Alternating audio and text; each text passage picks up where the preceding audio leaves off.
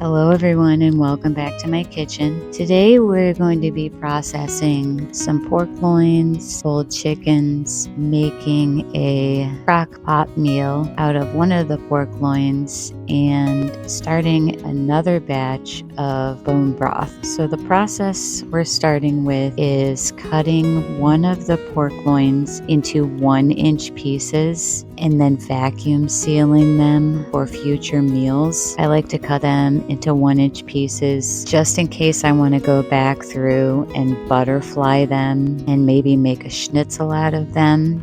So I use 3/4 of the pork loin for pork chops, and then the other quarter I'm removing the fat and cutting them into really skinny strips so that I can use them for pork fried rice. We always try to buy our groceries in bulk if we can, but sometimes it just doesn't fit in our budget. Now these two pork loins, they were marked down to $1.80 for a pound, and that's definitely in our budget. So I'm going to vacuum seal these pork chops, 3 per package. Each night for us is completely different. Sometimes both kids are home, sometimes it's just one, and then there are other times where we have a guest or two, which is absolutely okay with us. So I can either pull out 1 package or 2 packages.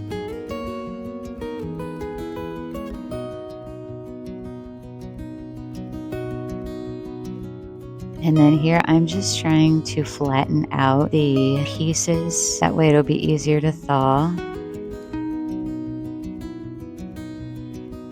And then for the other pork loin, I'm just trying to blot it dry as best as I can with some paper towels. And then I season it up with garlic powder, onion powder, smoked paprika, thyme, and salt and pepper. And then I do ultimately cut this in half to fit in my skillet because we're going to sear it up, and my skillet was not large enough, so I had to do it in sections.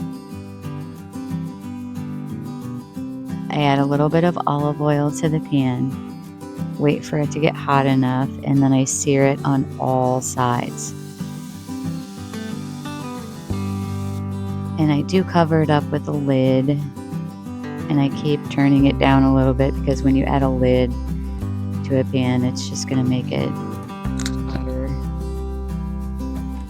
And then once that's all done, I add it to my crock pot and then make a sauce or a glaze.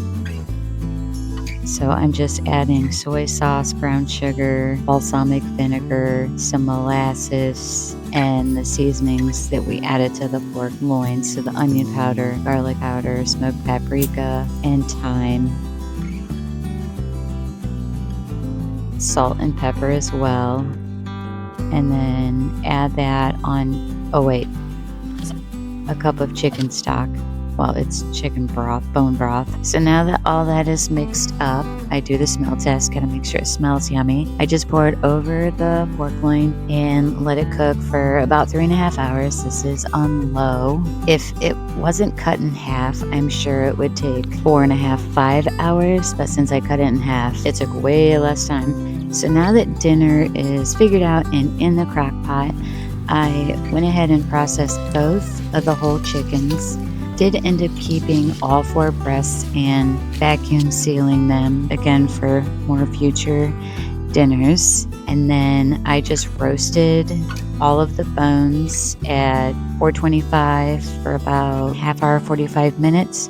Picked off all the chicken. I got almost 2 full containers, 2 more future meals, which I think that's pretty awesome, especially for those busy nights or days that I cannot think of anything to make or simply have the energy to make dinner. So to finish off this night's dinner, I added butter and olive oil to my saucepan, and these were the potatoes that I canned a couple months back. I just went ahead and drained them and poured them into the pot. I added some garlic powder, parsley, salt, and pepper, and then I also snagged some corn that we froze from the cob during the summer. So that's just butter, salt, and pepper. So while the sides are on the stove doing their thing, I went ahead and cut into the pork loin. I did accidentally pull it at 150, which is a little overcooked in my book, but the flavor was great. I do wish I had added a little bit more salt, and it would have been great as well to thicken up that sauce slash glaze and poured it over top. That would have been amazing, but it didn't happen. So maybe next time. And if you're wondering, the canned potatoes do taste similar to those little round tin canned potatoes that you get at the store. Not that there's anything wrong with them, I would just choose these over them any day. I have made them into mashed potatoes, which are not my favorite. I've cooked them in the saucepan just like this and then roasted them, and those are my favorite. But back to the bone broth project. And this time I decided to add a little bit of apple cider vinegar to the roaster with the bones. And then I go ahead and add all of the bones that I roasted today. I did remove a bunch of the skin just because I didn't want it to be too fatty. You can add the skin if you'd like, but I just choose not to. And then I only had about 3/4 of a bag of wrapped vegetables, and I did find some more bones I had in the freezer, and I went ahead and just snagged a couple stalks of celery and 2 tiny onions to add since I was lacking in the vegetable department, and then topped her off with water, popped the lid on, and let her rip for the entire night. I'm adding in the next day because that pork loin that we processed was 4.24 pounds. And even though the 4 of us did eat almost half of the pork loin, there was still 2 pounds left, which made cooking dinner the following night so easy. It only took a few minutes to put together. And what I decided to do was saute up some garlic butter that we froze a couple months ago, onions, and then I added cumin, chili powder, smoked paprika. I started with about a 1/4 cup of the bone broth that was still in the roasting pan, and then I grabbed a jar of black beans that we canned a while back, added some salt and pepper, and then put in about 1.5 tablespoons, 2 tablespoons of tomato paste. And when I tasted it, it was seasoned like nobody's business. So I did end up adding the entire jar of black beans. And then I cut up about a half of the pork loin that we had last night and decided to make some quesadillas. So I just have mozzarella cheese and some sharp cheddar that I shredded, added the pork loin, the black beans, and some more cheese. I did butter each side and get them nice and crispy in my little skillet. You don't have to use butter. I've done them just in the skillet by themselves, and I've also popped them in the oven at 400 degrees just for a couple minutes until they get nice and crispy. But for the crunch factor, go with the butter in the skillet. The black beans, you don't have to add them into your quesadilla. They can definitely be a side dish, a very flavorful side dish.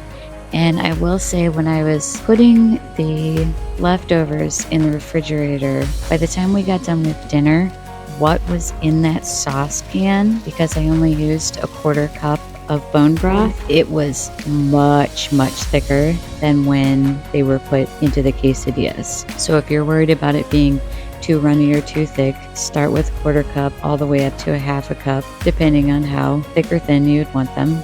They were canned beautifully.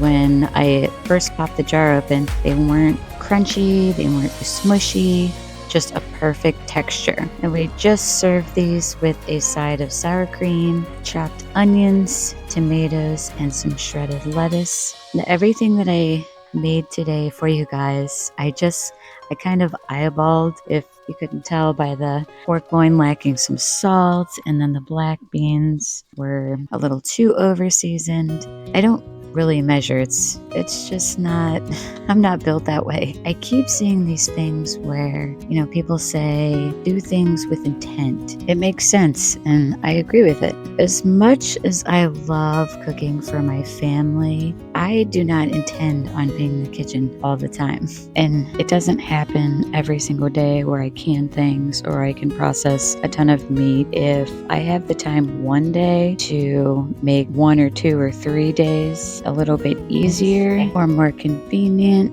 I call that a win. So I think that's going to do it for today, guys. Thank you so much for spending time with me. Until I see you next time, eat well, be kind, and I'll see you in the next one.